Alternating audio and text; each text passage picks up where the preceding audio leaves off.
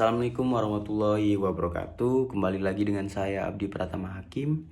Di sini saya akan membahas mata kuliah desain organisasi lagi, yaitu bab 5 lanjutannya sebelumnya, yaitu hubungan antar organisasi. Nah, hubungan antar organisasi itu apa sih?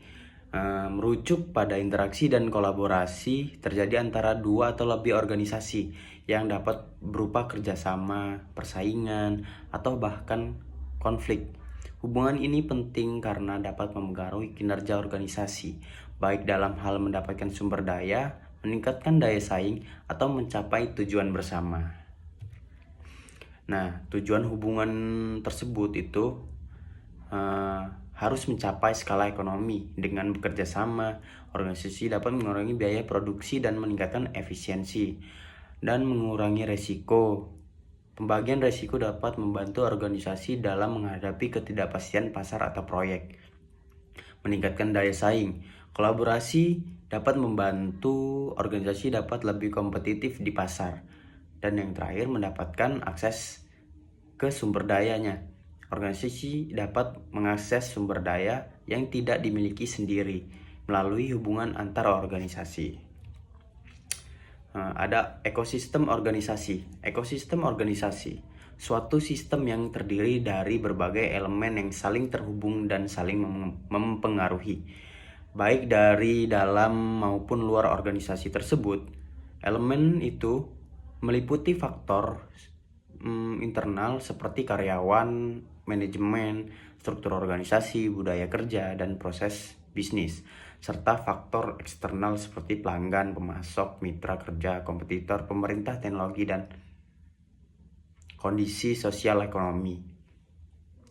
Dalam ekosistem ini, semua komponen bekerja secara dinamis dan adaptif, menciptakan hubungan yang saling bergantung untuk mendukung pertumbuhan dan keberlangsungan organisasi. Sebuah organisasi tidak dapat berdiri sendiri, melainkan harus mampu berkolaborasi dan beradaptasi dengan berbagai pihak di sekitarnya untuk menghadapi perubahan yang terus terjadi. Oleh karena itu, organisasi harus memahami terhadap ekosistem organisasi yang sangat penting agar organisasi dapat mengambil keputusan yang tepat dan menciptakan inovasi dan tetap kompetitif di tengah lingkungan sekitarnya atau lingkungan bisnis yang terus berkembang. Nah, itu tujuannya untuk menciptakan lingkungan yang kondusif dan berkelanjutan bagi pertumbuhan inovasi serta daya saing organisasinya, dengan membangun hubungan yang harmonis dan saling menguntungkan antara elemen-elemen internal dan eksternal, dan lebih responsif terhadap perubahan pasar, kebutuhan pelanggannya apa, serta tantangan global. Dan ekosistem yang kuat itu memungkinkan organisasi untuk berkolaborasi secara efektif, yang memungkinkan memanfaatkan sumber daya secara optimal dan menciptakan nilai. Organisasi juga bertujuan untuk memperkuat ketahanan organisasi dalam menghadapi ketidakpastian dan mempercepat pencapaian visi serta misi jangka panjang. Selanjutnya ada ketergantungan sumber daya, di mana ini suatu kondisi organisasi yang membutuhkan sumber daya tertentu yang memiliki atau dikendalikan oleh pihak lain atau dapat menjalankan operasionalnya secara efektif dan efisien. Sumber daya tersebut bisa berupa bahan baku, informasi, teknologi, tenaga kerja, modal, maupun akses ke pasar. Karena tidak semua sumber daya dapat dengan pihak eksternal seperti pemasok, mitra bisnis, atau lembaga keuangan. Ketergantungan ini menciptakan hubungan timbal balik di mana organisasi harus mampu mengelola dan menyeimbangkan hubungan tersebut agar tidak terlalu bergantung sehingga rentan terhadap tekanan atau gangguan dari luar. Oleh karena itu, pemahaman tingkat ketergantungan sumber daya sangat penting agar organisasi dapat merancang strategi yang tepat dalam menjaga stabilitas dan keberlanjutan operasionalnya. Itu tujuannya harus memahami ketergantungan sumber daya untuk memastikan keberlangsungan operasional organisasi secara efisien dan berkelanjutan.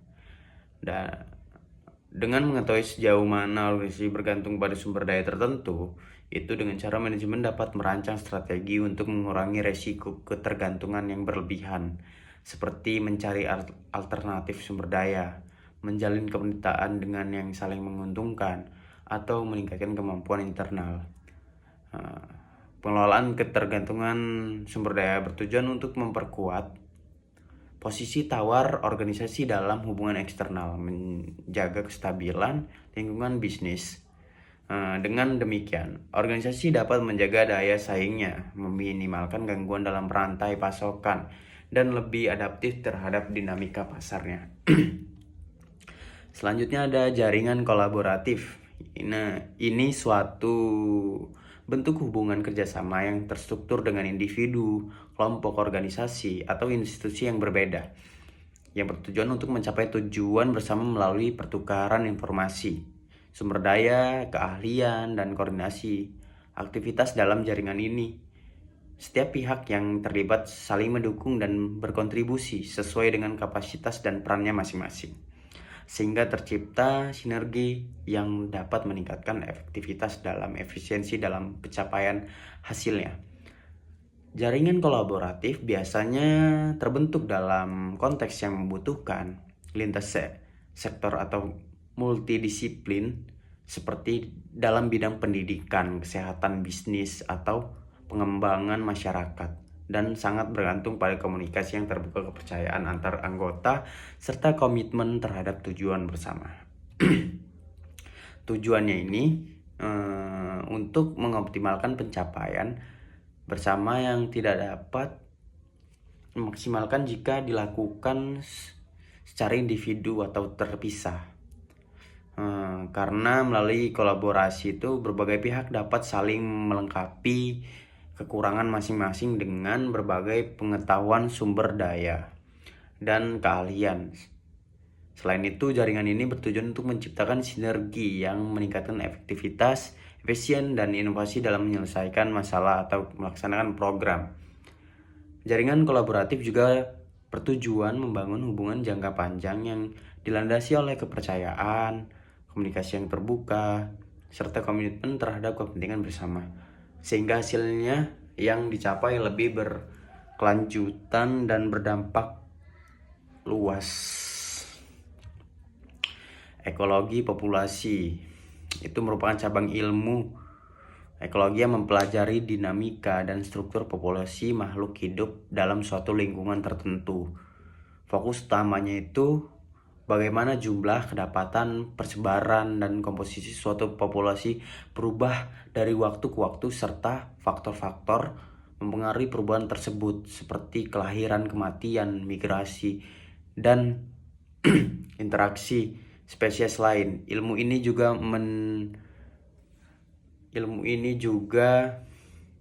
menelaah bagaimana populasi beradaptasi terhadap lingkungan, dan bagaimana hubungan antar individu dalam suatu populasi mempengaruhi keberlangsungan hidup dan reproduksi mereka. Pemahaman tentang ekologi populasi sangat penting dalam pengelolaan sumber daya alam, konservasi spesies, serta pengendalian hama dan penyakit. Tujuannya itu untuk memahami bagaimana populasi makhluk hidup tumbuh, berkurang, dan berinteraksi dengan lingkungan serta spesies lainnya. Di sini ada institusionalisme. Ini dalam ilmu sosial yang menekankan pentingnya institusi, struktur formal dan informal dalam masyarakat dapat membentuk perilaku individu dan kelompok, dan organisasi yang mempengaruhi interaksi sosial dan ekonomi. Berfokus pada bagaimana aturan, praktik, dan struktur sosial yang ada berperan dalam membentuk keputusan, hubungan, serta stabilitas dalam suatu sistem. Pokoknya tujuan utamanya itu untuk memahami bagaimana institusi membentuk dan mempengaruhi tindakan manusia, serta bagaimana dalam institusi dapat membawa dampak terhadap dinamika sosial dan ekonomi. Selanjutnya itu ada dasar-dasar desain. Merujuk pada prinsip fundamental yang digunakan untuk menciptakan komposisi visual yang efektif dan estetis. Prinsip ini meliputi elemen dasar seperti garis, bentuk, warna, tekstur, ruang, dan tipografi, serta aturan yang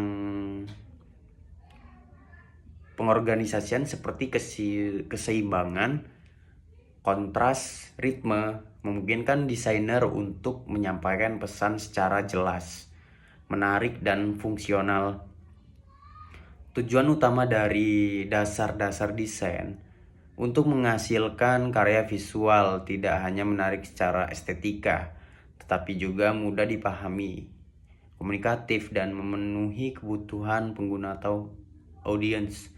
Selain itu, dasar-dasar bertujuan untuk menciptakan harmoni komposisi visual, memungkinkan desain untuk memiliki dampak efektif yang konteks komunikasinya, baik dalam media cetak, digital, atau ruang fisik.